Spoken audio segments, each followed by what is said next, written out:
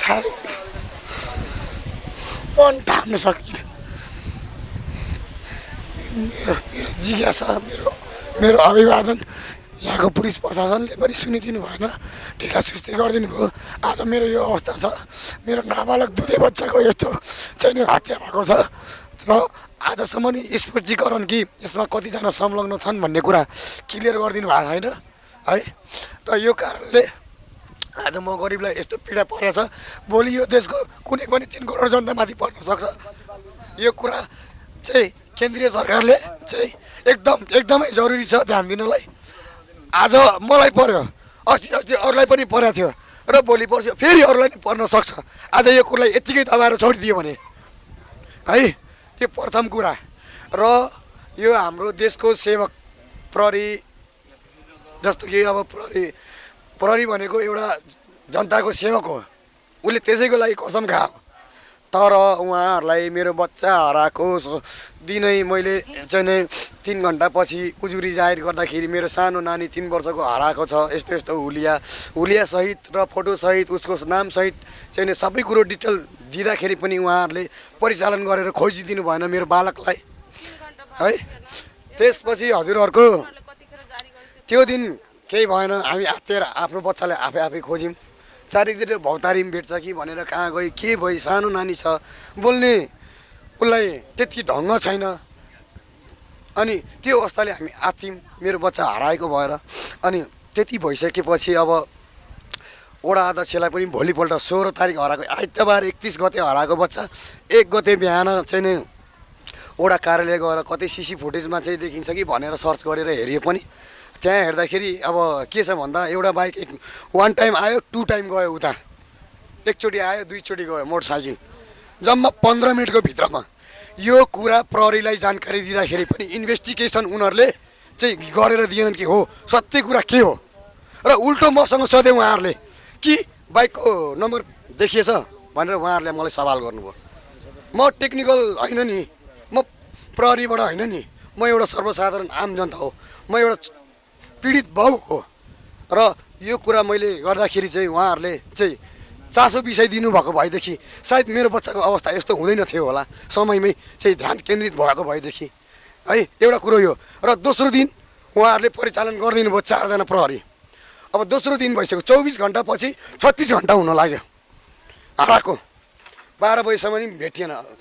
जङ्गल छापा मारियो, दायाँ बायाँ सबै छापा मारियो, छापा मारिसक्दाखेरि पनि बच्चाको केही पत्तो लागेन। त्यति भए पश्चात अनि उहाँहरू पनि आउनु भएको थियो। उहाँले के भन्नुभयो कि तपाईँलाई कोही माथि त्यस्तो आशंका छ भने, शङ्काको दायरामा छ भनेदेखि तपाईँको नजरमा त्यो मान्छेहरूलाई तपाईँले किटानी जाहेर गर्नुहोस् भनेर मलाई भन्नुभयो। म त्यही दिन तपाईँको 1 बजे गएर किटानी जाहेर गरेर चाहिँ दिएँ। 2 बजेसम्म सबै रेकर्ड तयार भयो भनेपछि मलाई चाहिँ नि जसमा शङ्काको घेरा लागेको थियो त्यो मान्छेहरूलाई मैले चाहिँ सबैको कल डिटेल्स चेक गर्नुहोस्, नम्बर मैले सबै व्यक्तिको दिएको थिएँ, 13 जना 12 जनाको। अनि त्यसको कल डिटेल्स गर्नुहोस्, त्यो मेरो बच्चा हरादिनमा कहाँ पुगेको थियो, के गरेको थियो भनेर मैले उहाँहरूलाई अनुरोध गरेँ। उहाँलाई अनुरोध गर्दाखेरि के भन्नुभयो, दाइ यो चिज अदालत जानुपर्छ, अदालत गएर स्वीकृति गरेर आएपछि अनि बल्ल यो सुरु हुन्छ इन्भेस्टिगेसन। चौकीले यो जवाब दियो है। दोस्रो दिनमा 24 घन्टा बित्यो, मेरो नाबालक पत्ता लागेन यो प्रशासनबाट है। त्यसपछि तेस्रो दिन 2 गते भदौको 2 गते भयो। भदौ 2 गते अब आसमा भेट्छ कि भनेर र पनि 1-2 जना सहकर्मी दाजुभाइहरूलाई बोलाएर रिपोर्ट बनाउनु लाएर रिपोर्ट गर्नु लाएर मैले चाहिँ भने जिज्ञासा गरेर के यस्तो छ दाइ, प्लिज यस्तो गरिदिनु, कसैले थाहा पायो भने चाहिँ राम्रो मान्छे भए मेरो बालकलाई फिर्ता गरिदिन्छ भनेर त्यो आशमा मैले चाहिँ नि त्यो आशमा मैले आफ्नो बच्चाको मायाले चाहिँ त्यो अभिवादन मैले त्यहाँ राखेँ।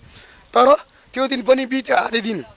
अनि 10 बजेपछि अब डिएसपी कार्यालय गएर कहाँ छ मेन चोकमा क्यामेरा, आफूलाई पत्ता लगाउनु छ, मेरो बच्चालाई बाइकमा टिपेर कि लगेर बेच्यो कि के पो गर्यो कि भन्ने एउटा आशंकाले यो त प्रहरीले गर्नुपर्ने काम मैले गरेर पनि सोधेर खोजेर उहाँ डिएसपी कार्यालयमा जाँदाखेरि डिएसपी साहबले के भन्नुभयो कि हेर्नुहोस् बाबु, सिमरामा क्यामेरा त छ, गतिलो कतै छैन र यो नगरको मेयर साहबलाई यो प्रस्ताव मैले चाहिँ नि 9 महिना अगाडि राखेको कि ठाउँ ठाउँमा हामीलाई सिसी फुटेज क्यामेरा एकदम जरुरी छ कि यो यस्तो इन्डस्ट्री एरिया भएको ठाउँ जहाँ कि धेरै मान्छे छ बोर्डर साइड हो यो क्राइम पनि धेरै हुने ठाउँ हो त्यो कारणले हामीलाई चाहिँ नि सिसी क्यामेराको आवश्यक छ भनेर चाहिँ जिज्ञासा राख्नु भएको रहेछ डिएसपी साहबले मेयर साहबलाई चाहिँ नि 9 महिना बितिसक्यो म आफ्नो दुःख लिएर त्यहाँ जाँदाखेरि उहाँहरूले आफ्नो दुःख सुनाउनु भयो नेपाल सरकार यही हो न्याय एउटा गरिबको यही हो एउटा गरिबको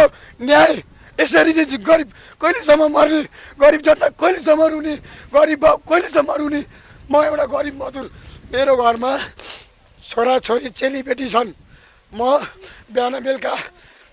बिहानदेखि बेलुकासम्म काम गरेन भने मेरो घरमा आगो बल्दैन चुला बल्दैन हात मुख जोड्न मिल्दैन सकिँदैन म त्यस्तो अवस्थाको मान्छे अनि म कसरी सुरक्षित छु कसरी सुरक्षित होला भन्नुहोस्